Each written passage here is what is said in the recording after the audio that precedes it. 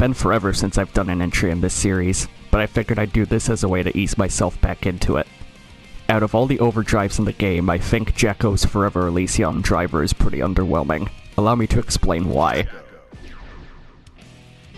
I'll start off with the basics, go on to the good, and then end off with the bad.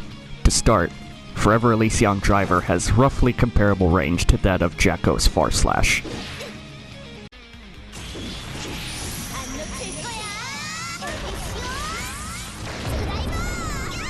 It's a command grab overdrive, meaning you cannot block it, but you can jump and backdash to get away from it, making it a very unreliable invincible reversal.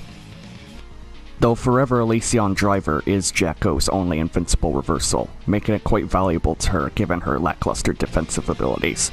As compensation, it deals extremely high single hit damage raw, able to take out low health opponents while mitigating the effects of guts.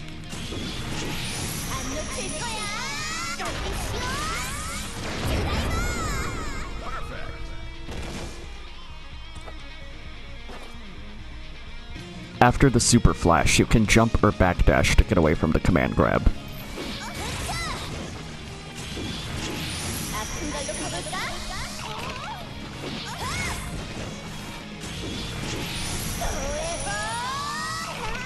It'll also whiff on opponents and airborne attacks, such as Leo's 2D.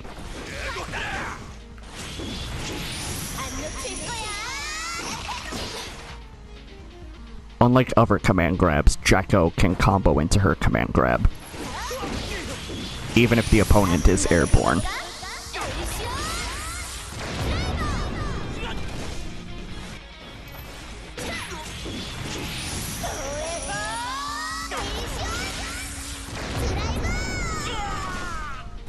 And unlike other command grabs, you can combo into Forever Elysion Driver on wall stick too.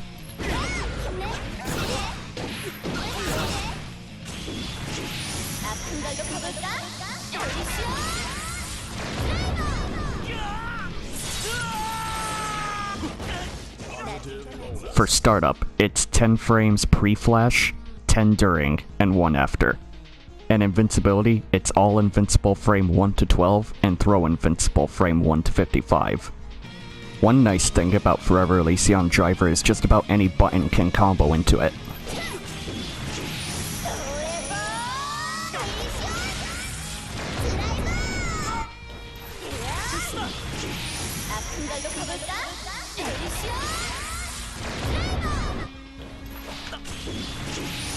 So you can turn a stray hit and just combo right into the super to get some easy damage. Enemies put in guard crush due to the defend command does allow Jacko enough time to get her super off, though it's going to be scaled.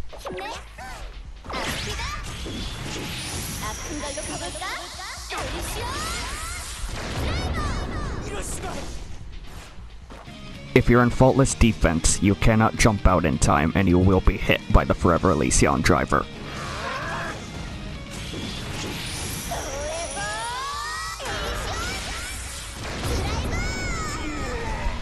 Your only chance of escape is to use Gold Burst after the Super Flash.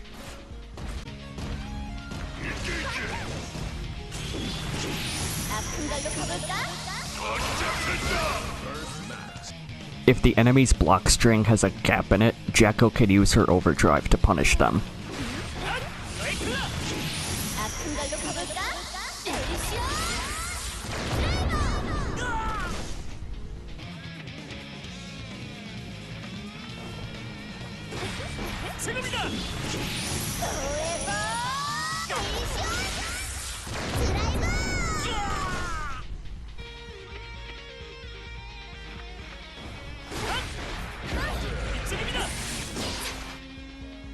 Like throws, Forever Elysion Driver can catch grounded cross-ups.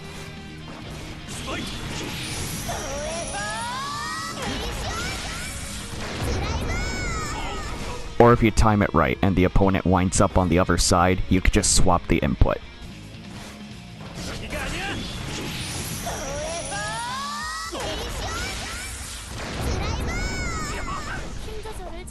One thing to note about the Overdrive is minions are still active after the initial Super Flash, so you can combo into Forever Elysion Driver after a minion.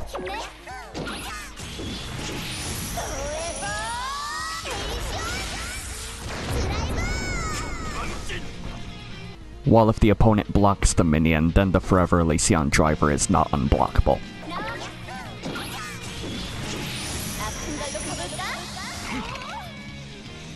Doing a frame-perfect 2K 2D 236 hold P and then Forever Elysion Driver beats chip 5P, which is a 3-frame normal.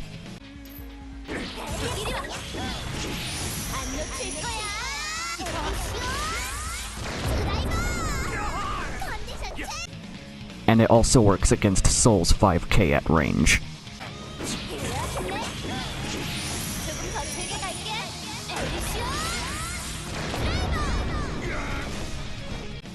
Though up close, Soul's 5K hits the minion and hits Jacko out of her super.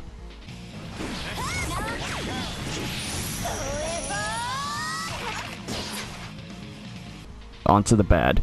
If you want to use this Overdrive as a wake-up option, keep dreaming.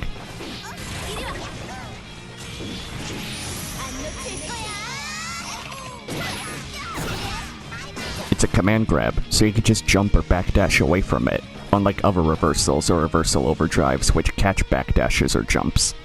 This means Jacko can get punished pretty hard if she whiffs. It also makes it so defensively this super isn't very good, but offensively it's actually pretty good. To show what I mean, I'll give you a few examples of how you can punish Jacko's Overdrive.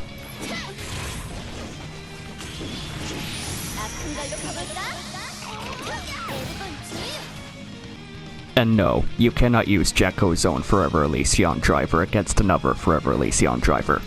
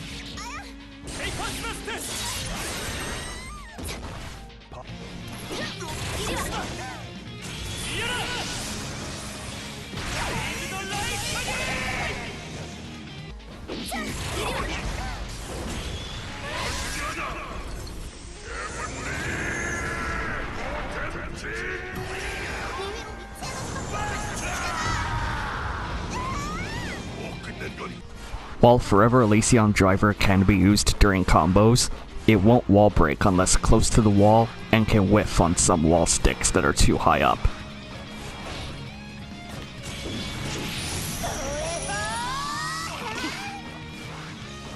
To show what I mean by the Overdrive not wall breaking unless very close to the wall, let me give you an example.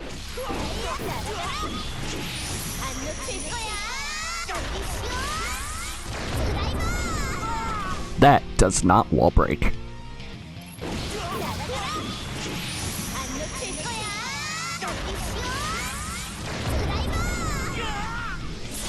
Well, that does. Since Forever Elysion Driver is a single hit super, that means it's affected by scaling. And with its bad wall break range, it makes it a pretty poor combo ender. Compare the damage between a fully charged 5D ender and a super ender.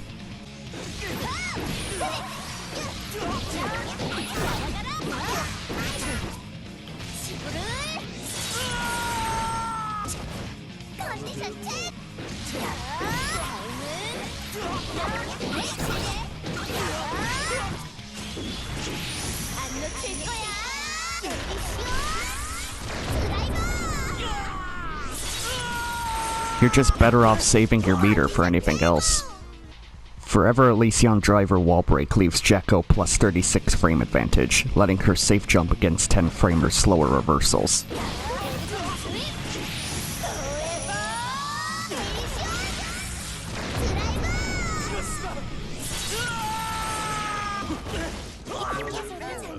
And due to her funky air dash, she cannot get a universal safe jump off Overdrive wall breaks.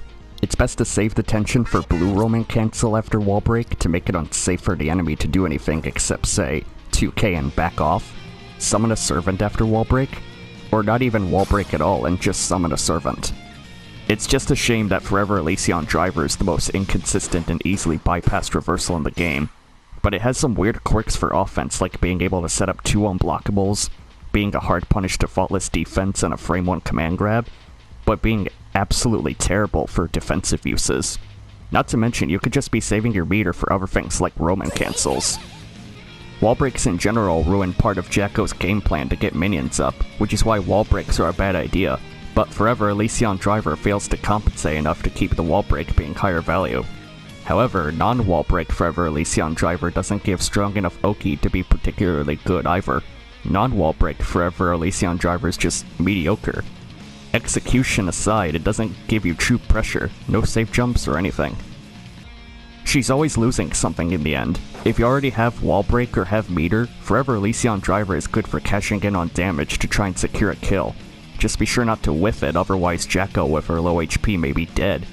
Some say a bigger issue ironically is that Forever Elysion Driver doesn't wall break from further away. Some moves can launch out of range of it, single hit scales horribly for longer combos, doesn't wall break unless already right next to the wall.